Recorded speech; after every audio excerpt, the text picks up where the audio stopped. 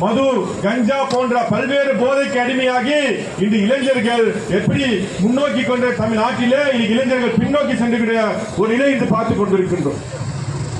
பல்வேறு இளைஞர்கள் இன்னைக்கு போதைக்கு அடிமையாகி தன்னுடைய கல்வி பருவத்திலே கல்வியை இழந்து, வேலையை இழந்து, குடும்பத்தை இழந்து இன்னைக்கு மிகப்பெரிய இந்த பேரணியை துவங்க வைத்திருக்கிறார்கள். இந்த பேரணி துவங்குகிறது.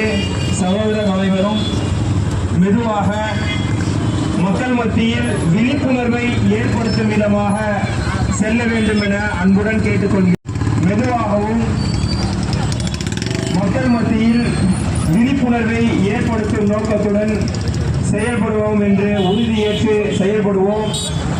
ஒரு வரிசைக்கு 3 வாகனங்கள் வீதம் செல்லவும். முன்றி அடித்துக் கொண்டு செல்ல வேண்டாம்.